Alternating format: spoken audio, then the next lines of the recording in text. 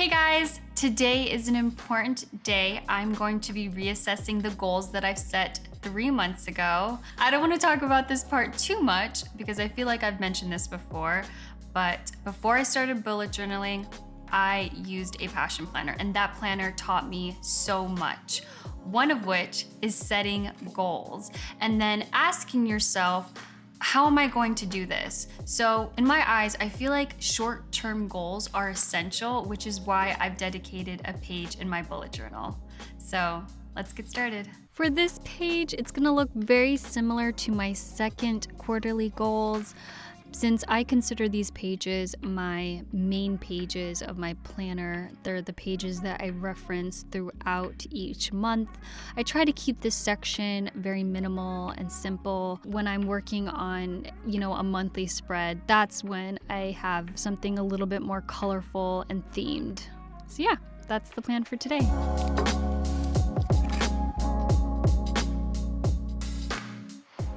When I look at my goals from 3 months ago, I sadly didn't do everything.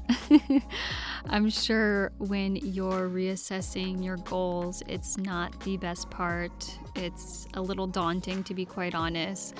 But surprisingly, I did not feel bad about it.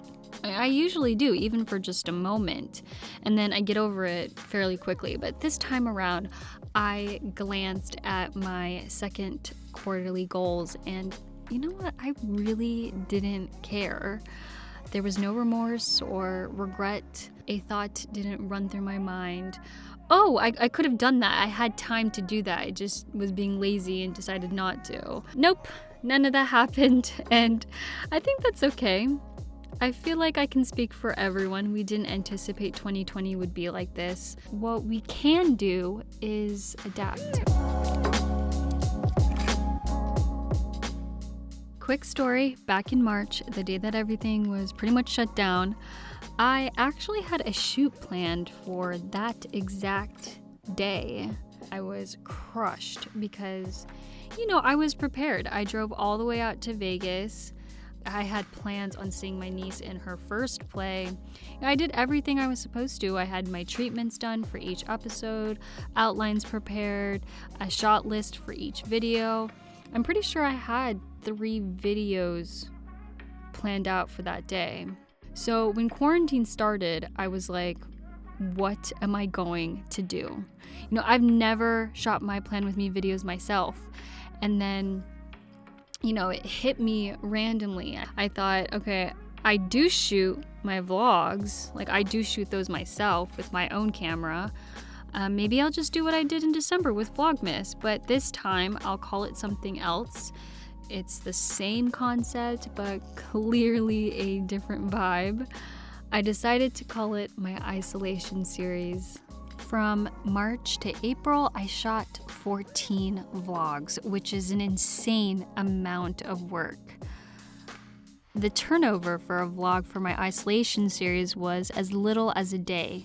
I would have the vlog finalized with subtitles within 24 hours of shooting the video.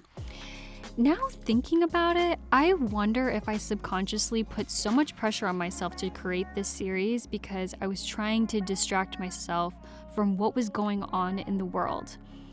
I felt like it was easier to be busy with work when deep down inside I was worried about my family. I don't live in the same state as my family. I was worried for my nieces because they both have asthma, and my mom, who is older, because they're high risk. And in a weird way, my isolation series helped me deal with this drastic change in our lives. It really was a distraction for me, and I didn't realize till someone left a comment on one of my videos that they were going to miss my isolation series because it made their own experience more bearable. It made me so happy. Those of you who watched my vlogs, it was a distraction for you as well. My isolation series is a defining moment of the proverbial phrase, when life gives you lemons, you make lemonade. And I'm really proud I did that, especially at a time when there was so much uncertainty. I mean, there still is now. I said that was going to be a quick story, and that ended up taking most of my video.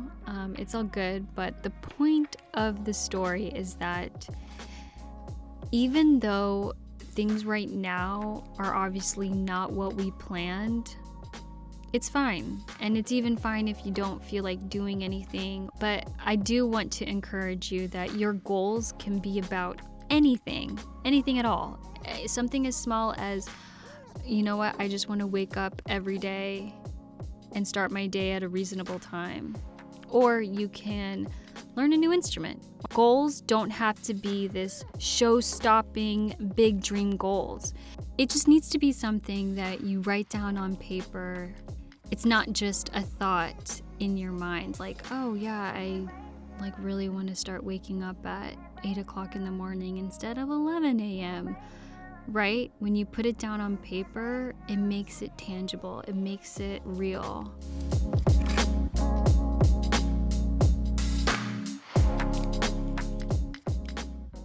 Something random I've added to my goals for this next quarter is just simply spending more time outdoors.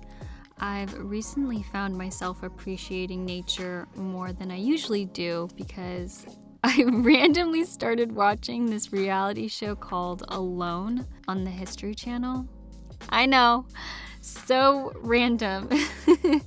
The show kind of reminds me of Survivor, but the challenge is who can last the longest. The contestants are dropped off in the middle of nowhere, all alone, and they're expected to not only set up camp and live off the land, but they don't have a crew who shoots for them. They're literally recording this themselves. But what's really cool, all of the contestants on the show are skilled in hunting, fishing, setting traps, all of the skill sets that classify you as a survivalist, they've got it. I've never watched a reality TV show that is so inspirational. It's not just about the $500,000 prize in the end. Like, some of the contestants have these breakthroughs spiritually, realizations that, you know, maybe they want to spend more time with their family. It's really cool to see people have these existential experiences. But yeah, I've randomly added hiking, and I have to at least go camping once within the next 3 months. It's gonna be hard because I feel like we have some things going on, but I'm gonna try to squeeze that in there.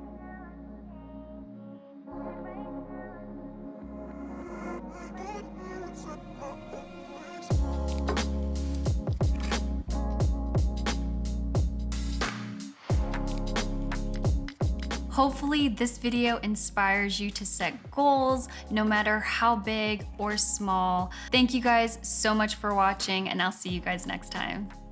Bye!